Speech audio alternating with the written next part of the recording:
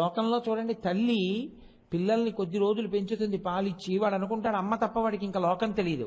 ఆవిడ నాన్నగారి దగ్గరికి తీసుకెళ్ళి, మీ నాన్నగారు రాయినా అమ్మా నువ్వను, కానీ ఆయన్ని మాత్రం నాన్నగారు మీరను.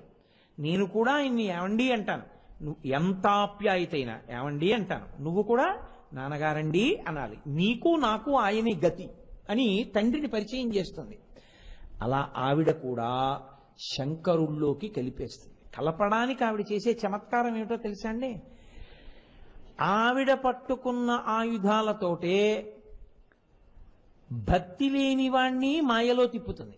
ఆవిడ పట్టుకున్న ఆయుధాలతోటే భక్తి కలిగిన వాణ్ణి శివుల్లో కలుపుతుంది. ఆవిడ పట్టుకున్న ఆయుధాలతోటే మన్మధుడు మళ్ళీ ఆయుధాలు ప్రయోగించకుండా రక్షిస్తుంది. ఆవిడ పట్టుకున్న ఆయుధాలతోటే పరమశివుణ్ణి తండ్రిగా తీసుకొచ్చి పక్కన కూర్చోబెడుతుంది. 4 ప్రయోజనములు సాధిస్తుంది. ఇది ఆవిడ గొప్పతనం. అందుకని ఆవిడ అంబికా. కలిపి మీరు అమ్మగా చూస్తే వందే మాతరం, వందే మాతరం, సుజలాం సుఫలాం మలయజ శీతలాం సస్య శ్యామలాం. ఒక శంకర భగవత్పాదులు ఎలా చూశారో బకించంద్ర చటర్జీ అలా చూశాడు. భారతదేశాన్ని మట్టిగా చూడలేదు. వందే మాతరం, అమ్మా నమస్కారం, అమ్మా నమస్కారం, భరత మాతగా చూసి ప్రస్తుతి చేశాడు ఆయన. ఇది ఋషి హృదయం. అలా శంకర భగవత్పాదులు సౌందర్యలహరిలో చెప్తున్నారు, అమ్మగా మీరు చూడాలంటే అంటే. అందుకే ఆవిడ అక్కడ విడుదల కూడా చేస్తుంది. కాంచి, కాంచి అంటే మొల నూలు. వడ్డాణం ఎక్కడ పెట్టుకుంటారు? ఇక్కడ పెట్టుకుంటారు. వడ్డాణానికి కింద భాగంలో నాభి ఉంటుంది, బొడ్డు ఉంటుంది. నాభికి కొంచెం పైన వడ్డాణం ఉంటుంది. దానికి గంటలు లేకపోతే మేఖల అంటారు. ఎందుకంటే పురుషుడు కూడా పెట్టుకుంటాడు. ఇప్పుడంటే పెట్టుకోవట్లేదు, కానీ ఈశ్వరుడు మహారాజులు వడ్డాణం పెట్టుకుంటారు. దాన్ని మేఖల అంటారు. చిరుగంటలుంటే ఆడవాళ్ళు పెట్టుకుంటారు. దాన్ని కొన కాంచీదామా అన్నారు శంకరాచార్యుల వారు. చిన్ని చిన్ని చిరుగంటలతో ఉంటుంది. నడుస్తుంటే కాలి మంజీరముల యొక్క ధ్వని, ఆవిడ పెట్టుకున్న వడ్డాణములకు ఉన్నటువంటి చిరుగంటల ధ్వని, ఆవిడ చేతులకు వేసుకున్నటువంటి గాజుల ధ్వని కలిసి ఒక కొత్త సవ్వడొస్తూ ఉంటుందిట. ఆ ధ్వని హంసలకి పాఠం నేర్పుతున్నట్టుగా ఉంటుందిట. ఆవిడ నడకలు చూసి హంసలు తడబడి కిందబడి లేస్తూ నడక నేర్చుకుంటాయిట. శంకరాచార్యులు వారు సౌందర్యలహరిలో చెప్తారు. కాబట్టి అటువంటి తల్లి కొణత్కాంచీదామా కరికలభ కుంభస్తననత పరిక్షీణా మధ్యే. ఆవిడ నడుము ఎంత ఉంది? ఇంత జగత్తుని కన్నా సన్నటి నడుము. ఎందుకని? సాముద్రికం ప్రకారం చాలా లావుగా ఉన్నటువంటి స్త్రీ సుఖమైనటువంటి ప్రసవాన్ని చేసి ఎక్కువ మంది బిడ్డల్ని కనలేదు. సన్నటి నడుమున్న స్త్రీ ఎక్కువ మంది బిడ్డలకి జన్మనివ్వగలదు. అది కూడా ఏ ఇబ్బంది లేకుండా ఆవిడికి ప్రసవం అవుతుంది. సన్నటి నడుమున్న వ్యక్తి జగన్మాతృత్వమునకు అర్హత కలిగినది అని గుర్తు. కాబట్టి పరీక్షీణా మధ్యే సన్నటి నడుమున్నదాన లక్షరోమలతాధారతా సమున్నేయ మధ్యమ అంటారు శంకరాచార్యుల వారు. లలితా సహస్రనామ స్తోత్రంలో వ్యాసుల వారు. నాకు ఎప్పుడా శంకరులు వచ్చేస్తాం వ్యాసుల వారు. కాబట్టి కొణత్కాంచీదామా కరికలభ కుంభస్తననత. దామ అంటే దామోదర అన్నట్టే నడుము. దాని మీద పెట్టుకున్నటువంటి వడ్డాణమున్నదానా కాంచీ జ్ఞాపకం చేశారు. కాంచీపురంలో ఉంది సుమా, గుర్తు చేయడానికి ఆ 2 అక్షరాలు అక్కడ వేశారు. కొణత్కాంచీదామా కరికలభ కుంభస్తననత పరిక్షీణా మధ్యే పరిణత శరచంద్రవదన. ఆవిడ చాలా కోపంగా కూర్చుందనుకోండి, ఇలా కళ్ళు తెరిచి మీరు వెళ్ళలేరు. ఆవిడ పరిణత శరచంద్రవదన. రేపు వస్తోందిగా కార్తీక పౌర్ణమి. ఆశ్వీజ మాసం అంతా మన వానలు పడ్డాయి, కనపడలేదు అమ్మవారు ఆ చంద్రబింబం సరిగ్గా. అసలు ఆశ్వీజ మాసంలో వచ్చేటటువంటి చంద్రబింబం, ఆశ్వీజం కార్తీకం శరత్కాలం, శరత్కాలంలో వచ్చేటటువంటి ఆ చంద్రబింబం పౌర్ణమి నాటి ఉండేటటువంటి చంద్రబింబాన్ని పరిణత చంద్రుడు అంటారు. ఎక్కువ చల్లతనంతో ఎక్కువ పెద్దదై తెల్లని కాంతితో ప్రకాశిస్తుంది. హిమకరహ అంటారు శంకరాచార్యుల వారు. నాకు పరమ ప్రీతి. నా కొడుకు నా మాట విని పెట్టుకుంటే నా మనవడికి హిమకర శర్మ అని పేరు పెట్టాలని కోరిక నాకు. కాబట్టి అంటే పాపం మాట వినని వాడిని కాదు సుమండి, నాన్నగారు రుద్దారన్న భావన ఎందుకు? వాడు నా భావన గ్రహించి పెట్టుకోవాలి, కానీ నేను పిలిచి ఇలా పెట్టుకో అని చెప్పడానికి అర్హుణ్ణే. వాడు నన్ను అడిగితే చెప్తాను, అంతేగాని పిలిచి బలవంతంగా నేను రుద్దను ఎవరి మీద. కాబట్టి కొణత్కాంచీదామా కరికలభ కుంభస్తననత పరిక్షీణా మధ్యే పరిణత శరత్చంద్రవదన. అమ్మా, శరత్కాలంలో ఉండేటటి పౌర్ణమి నాటి చంద్రబింబం ఎలా ఉంటుందో అంత ప్రకాశవంతమైనటువంటి ముఖమున్నదానా, పరిణత శరత్చంద్రవదన. ధనుర్బాణం పాశం శృణిమపి దధానా కరతలై. అమ్మా, నీవు 4 చేతులతో ఉన్నావు. కాంచీలో ఉంటుంది అమ్మవారు అలా. అందుకే కంచి కామాక్షి లలితా త్రిపుర సుందరి ఒక్కరే. అందుకే గాయత్రి మంటపంలో పక్క స్తంభంలో కన్నం ఉంటుంది. ఆ కన్నంలో వేలు పెడితే మెత్తగా తగులుతుంది అమ్మవారి బొడ్డు. ఇప్పటికీ ఉంటుంది గాయత్రి మంటపంలో. ఓ స్తంభానికి కన్నం ఉండి అందులో వేలు, పెద్దలైన వారు ఎవరైనా వెడితే అక్కడ వాళ్ళకి అనుగ్రహం కలిగితే పర్వాలేదు, అర్హులే అనుకుంటే వేలు పెట్టమంటారు. పెడితే తగులుతుంది మెత్తగా. కాబట్టి అది అమ్మవారి నాభీస్థానం. అక్కడి నుంచి ఈ జగత్ సృష్టి అంతా జరిగింది. అందుకే మోక్షపురి అయోధ్య మధురా మాయా కాశీ కాంచీ అవంతిక పురి ద్వారవతీ చైవ సప్తైతే మోక్షదాయక. ఆ కాంచీ పట్టణానికి ఉత్తరాయణంలో వెళ్ళి దర్శనం చేసుకోవడం అంటే భాగ్యం కదండి. కాబట్టి పణత్కాంచీదామ అటువంటి తల్లి, నీవు ఆ నాభీస్థానమును కలిగిన దానవై 4 చేతులలో 4 ఆయుధాలు పట్టుకున్నావు. మీరు బాగా గుర్తుపెట్టుకోండి, ఆయుధము అన్న మాటకు అర్థం ఏమిటో తెలుసా అండి? మీరు యుద్ధానికి వెళ్ళేటప్పుడు పట్టుకునేది అని. ఆయుధాలు ఎప్పుడు పడితే అప్పుడు పట్టుకోరు, యుద్ధానికే పట్టుకుంటారు. మీకు ఏవి అవసరమో దాన్ని మీరు పట్టుకోండి ఇక బాగా అని గుర్తు. మీ యుద్ధం దేంతో? మిమ్మల్ని మీరు ఈశ్వరుణ్ణి చేరకుండా మీకు అడ్డుపడుతున్న శత్రువులు ఎవరో మీకే తెలియాలి. మీరు దేనికి బలహీనతతో ఉన్నారో తెలిస్తే దానికి తగిన ఆయుధాన్ని అమ్మవారి చేతిలో దాన్ని పట్టుకోవాలి. బాగా పట్టుకుంటే అది తొలగిపోతుంది. అది అసలు రహస్యం. కాబట్టి ఇప్పుడు ఆవిడ 4 చేతుల్లో ఏం పట్టుకుంది? ధనుర్బాణం పాశం శృణిమపి దదానా కరతలై. చేతి చివర్లలో ఒక చేతిలో చెరుకు విల్లు, మన్మధుడు చెయ్యలేకపోయిన పని చేయడానికి ఆ చెరుకు విల్లుతోనే తీసుకుంది. శివకామ సుందరి అయింది. పుష్పబాణాలు ఇవి కింది 2 చేతుల్లో ఉంటాయి. పై 2 చేతుల్లో శృణిమపి దదానా కరతలై.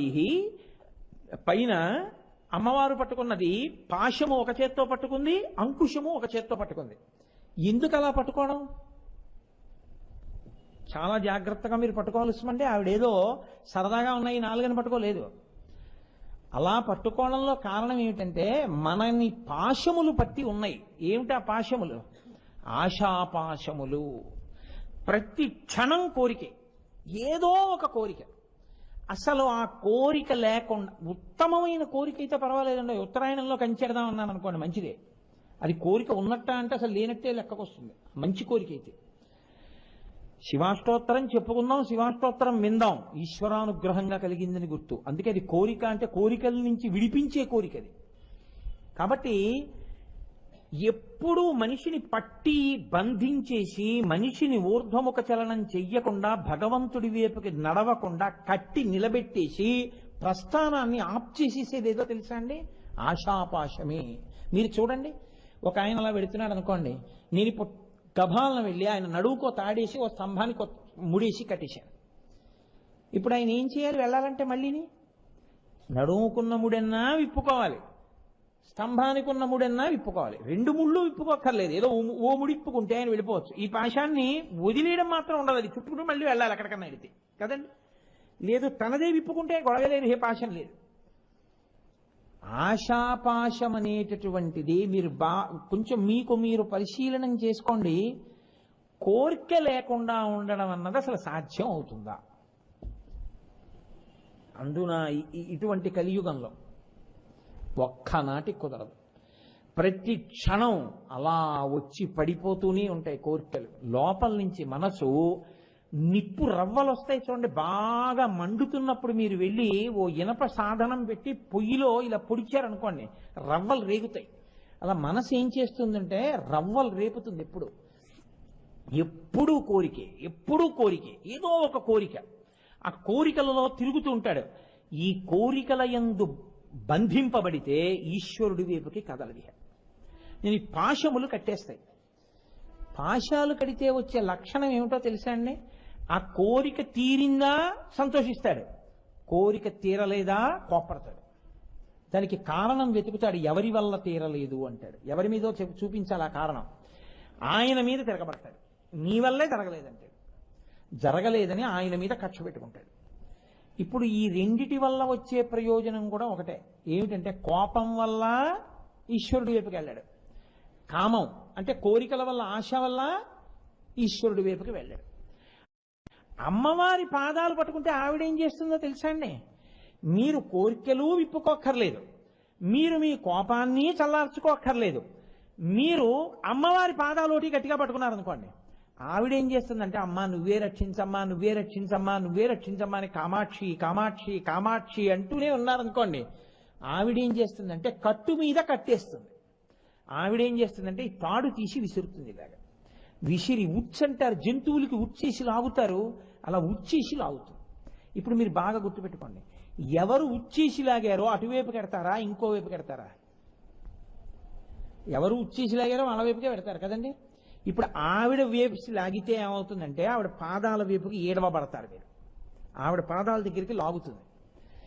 ఇందులో చమత్కారం ఏంటో తెలుసా అండి? మరి అంతకు ముందున్న కట్లు ఏమయ్యాయండి అని మీరు అడగచ్చు. కట్టు మీద కట్టు వేసి కట్టు జారి చేస్తుంది ఆవిడ. దీనిలో గమ్మత్తు ఉంటుంది చూసమండి. మీరు ఎప్పుడైనా చూశారో లేదో, పల్లెటూళ్ళల్లో ఒక లక్షణం ఉంటుంది. ఆడవాళ్ళు మగవాళ్ళు గడ్డి కోసేసుకుని గడ్డి తల మీద పెట్టుకుని వెళ్ళిపోతుంటారు. ఆడవాళ్ళు ఏం చేస్తారంటే పొయ్యిలు ఇళ్లలో దాంట్లోకి ఎండు చిటుకులు కావాలి. వాళ్ళు ఏం చేస్తారంటే ఆ కనపడ్డ పుల్లలన్నీ ఏరి సమానంగా విరిచేసుకుంటారు. ఆ పుల్ల ముక్కలన్నీ విరుచుకుని అవి జారి పడిపోతాయేమోనని రెండు వైపులా కూడా కట్టు కడతారు. గట్టిగా కట్టు కట్టి దాన్ని తల మీద చుట్టకుదురు పెట్టుకుని, చుట్టకుదురు మీద ఈ పుల్లల మూట పెట్టుకుని ఒక మేకనో గొర్రెనో దేన్నో చేత్తో పట్టుకుని వాళ్ళ ఇంటికి వెళ్ళిపోతారు. ఆ వెనక భర్త గడ్డి మోపు ఆవు అవన్నీ పట్టుకుని ఆయన వస్తాడు. ఈవిడ ఇంటికి వెళ్ళి ఏం చేస్తుందంటే కింద పడేస్తుంది ఆ మోపు. రేపొద్దున పుల్లలు తీసి పొయ్యిలో పెట్టాలంటే మోపంతా పెట్టదుగా, ఒక్కొక్క పుల్ల కావాలి. అందుకని ఈ తాడు ముడి విప్పి లాగుదామంటే ఆ పుల్లలకి ఇలా ముచ్చుకెల్లా ఉంటాయి, అవి అడ్డుకుంటాయి, రావు. అప్పుడు ఏం చేస్తారో తెలుసా అండి పల్లెటూరు వాళ్ళు? ఈ చుట్టకుదురు తల మీద తీసి దులుపుతారు. దులిపి దీన్ని తువ్వాల్ని ఆ మూటకి, ఆ పుల్లల మూట కింద నుంచి పెట్టి ముడిరీసారి వేయకుండా దాన్ని బాగా బిగిస్తారు. బిగించి పట్టుకుని పిల్లల్ని పిలిచి ఒరే ఆ తాళ్ళలాగే అంటారు. దీంతో గట్టిగా పట్టుకుంటే ఈ వేసిన కట్టు వదిలిపోతుంది. వాడు ఏం చేస్తారంటే ఇక ముడి విట్టలేదుగా ఇలా వెనక్కి లాగేస్తాడు, అది ఊడిపోతుంది. మళ్ళీ ఆ తువ్వాలు ఇటు జరిపి మళ్ళీ దాన్ని గట్టిగా ఇటు పట్టుకుని ఇది కూడా లాగే అంటారు, ఇది లాగేస్తారు. ఇప్పుడు ఈ తువ్వాలు తీసేస్తారు, పుల్లలు ఏమయ్యాయి? పడిపోయాయి. అది కట్టు మీద కట్టేయడం అంటే. ఇన్ని కట్లు జారి చేస్తుంది ఆవిడ తన కట్టేసి. అంటే ఇప్పుడు పూర్వంలా తిరగడాన్ని ఇంక సంసారంలో అని మీరు అనుకోకండి, చక్కగా ఉంటాడు. కానీ ఎలా ఉంటాడో తెలుసా? అన్నీ అమ్మవారి అనుగ్రహం అంటుంటాడు. ప్రతిదీ ఆయనకి ఏమిటా అంటే అమ్మవారి అనుగ్రహం. పరమాచార్య స్వామి వారికి జ్వరం వచ్చింది సార్, 103 జ్వరం. ఆయన అన్నారు, బా ఎంత కాలానికి అనుగ్రహం, పంచాగ్నిహోత్ర తపస్సు చేయాలని కోరుకుంది నాకు. 4 పక్కల అగ్నిహోత్రంలో వేడిగా ఒంటి నిండా ఇప్పుడు సూర్యుడిని చూస్తూ కాసేపు నేను జపం చేస్తానని వెళ్ళి కూర్చొని జపం చేశారు ఆయన. అలా ఉంటుంది. జ్వరం కూడా అనుగ్రహమైన వాడిని మీరేం చేస్తారు? ఇంకా ఆ స్థితికి వెళ్ళిపోతారు. అన్నీ పరదేవతానుగ్రహం, అన్నీ పరదేవతానుగ్రహం, అన్నీ పరదేవతానుగ్రహం. వాళ్ళకి ఇంకేం ఉండదు. అన్ని కట్లు జారిపోతాయి. ఇప్పుడు అమ్మవారే అన్నీ చూసుకుంటుంది. ఇప్పుడు ఆవిడేం చేస్తుందో తెలుసా అండి? ఆ భక్తి పాశం వేసి తన పాదముల దగ్గరికి లాగి ధనుర్బాణం పాశం శృణిమపి దధానా కరతలైహి. అంకుశం ఏనుగు యొక్క కుంభస్థలాన్ని పొడుస్తారు. మీరు అందుకే చూడండి, చాలా జాగ్రత్తగా పట్టుకోవాల్సిన ఈ మాట. మీరు అమ్మవారు పట్టుకునేవి రెండు ఏమిటి పై చేతుల్లో? అంకుశము పాశము. ఈ రెండు ప్రధానంగా ఎవరిని కట్టడానికి వాడతారో తెలుసా అండి? అంకుశం వైపు నుంచి రండి, ఏనుగుని కడతారు. ఏనుగుని ముందు కట్టేటప్పుడు ఏం చేస్తారంటే మొదట్లో లొంగ తీసుకోవడానికి అంకుశంతో పొడి చేస్తారు మస్తిష్కం మీద. ఆ తల బద్దలైపోయి దానికి పోటు వచ్చేసి ఏం చెప్తే అది వింటుంది. ఆఖరికి ఆ అంకుశాన్ని చూస్తే దానికి భయం. అందుకని ఏం చేస్తుందంటే అంకుశం పట్టుకుని ఆయన ముందు నడుస్తుంటే నడిచెళ్తుంది. నడిచెళ్ళి ఆ పాశం పెద్ద ఇంత ఇనప గొలుసు ఉంటుంది, దాని కాలు కట్టేసేది. ఆ మావటి వెళ్ళి అక్కడ నిలబడతాడు. నిలబడితే అది ఏం చేస్తుందంటే ఆ రాట దగ్గరికి వెళ్ళి నిలబడి తన తొండంతో ఆ ఇనప గొలుసు తీసి ఇస్తుంది మావటికి. ఇస్తే ఆయన ఏం చేస్తాడంటే దాని కాలు కట్టేస్తాడు. మీరు ఎప్పుడైనా చూడండి, ఎప్పుడైనా క్షేత్రాలకు వెళ్ళినప్పుడు చూడండి మీరు, ఏనుగు కాళ్ళ దగ్గర ఆయన కూర్చుంటాడు. ఒరే నన్ను ఇంత పొడి చేస్తున్నాడు కదా, తొక్కి అవతల పారేద్దామని కాలు తీసి తొక్కిన, తొండం పెట్టి తిప్పి విసిరిన ఎగిరిపోతాడు మావటి. ఏం చేస్తాడో తెలుసా అండి? అది కదలకుండా ఉండదు ఏనుగు. అందుకని రెండు కాళ్ళకి ఇలా కాలు కదిపితే తగిలేటట్టుగా అంకుశాన్ని అడ్డంగా పెడతాడు. పెట్టి కూర్చుంటాడు. ఇలా కూర్చుని అందరితో మాట్లాడుతూ ఉంటాడు. అదేం చేస్తుందో తెలుసా అండి? కాలు ఇలా అంది అనుకోండి, అంకుశానికి తగులుతుంది. అది ఇక దాటదు అంకుశాన్ని. అందుకని అంకుశం వెనక్కుండి కదలకుండా ఉండలేక ఆ తొండాన్ని కుంభస్థలాన్ని ఊపుతుంటుంది ఇలాగా. మీరు చూడండి వెంకటాచలం, తిరుత్తని మొదలైన క్షేత్రాల్లో కుంభస్థలాన్ని తొండాన్ని ఊపుతుంది. అంకుశం అక్కడ పెడితే పాశమునకు కట్టబడినట్టు అంకుశమునకు వశమైనట్టు అంత పెద్ద ఏనుగు ఎలా వశమైపోయిందో లోకంలో ఇంకా ఏనుగు కన్నా పెద్ద ప్రాణి లేదు. అంత పెద్దవి, కోరిక కన్నా కోపం కన్నా పెద్దవి మీ దగ్గర ఇంకేం లేవు. మీ దగ్గర ఎంత ఐశ్వర్యం ఉందనుకుంటున్నారో అంతకన్నా ఎక్కువ కోరికలు మీకున్నాయి. లోకంలో మీకు ఎంత సాధన చేశాననుకుంటున్నారో అంతకన్నా ఎక్కువ కోపమే మీ దగ్గర ఉంది.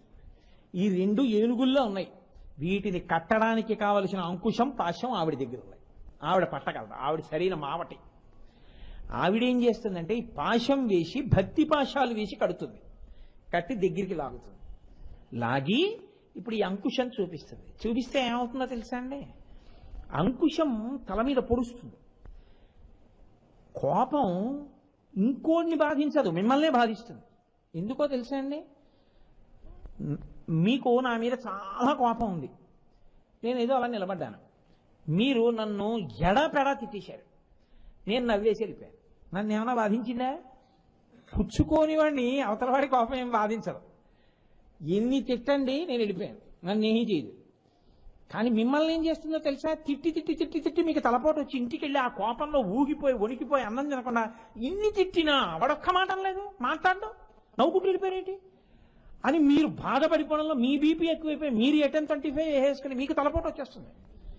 కోపం మీ మస్తిష్కాన్ని పొడి చేస్తుంది. అందుకే that which pierces is called the anger. పొడుస్తుంది, పాడు చేసేస్తుంది, సాధన చేయనివ్వదు. ఇప్పుడు అమ్మవారి అంకుశం చూస్తే ఏమవుతుందో తెలుసా అండి? ఏమిటి నాకు ఈ కోపం అని మీ కోపం మీద కోపం వస్తుంది.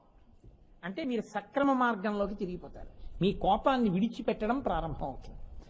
పాము తన ఒంటిలోనే పుట్టినటువంటి కుబుసాన్ని తాను వదిలేసినట్టు యథోరగస్తతం జీర్ణాం సవై పురుషముచ్యతే అంటారు రామాయణంలో వాల్మీకి మహర్షి. పాము కుబుసాన్ని వదిలేసినట్టు తన కోపాన్ని తాను వదిలేస్తాడు. ఎప్పుడు కావాలనుకుంటే తెచ్చుకోగలడు, ఇంతకన్నా అనవసరం, కోపం పెట్టుకోకూడదంటే కోపాన్ని వదిలేస్తాడు అంతే. ఆ స్థితి వస్తుంది. వశపడకుండా నిలబడగలిగిన స్థితి వస్తుంది. కోపం మీ చెప్పు చేతల్లోకి వస్తుంది. ఇది ఎప్పుడు వస్తుందంటే అమ్మవారి అనుగ్రహంతో. లోకంలో చూడండి, తల్లి పిల్లల్ని కొద్ది రోజులు పెంచుతుంది పాలిచ్చి. వాడు అనుకుంటాడు అమ్మ తప్ప వాడికి ఇంకా లోకం తెలియదు. ఆవిడ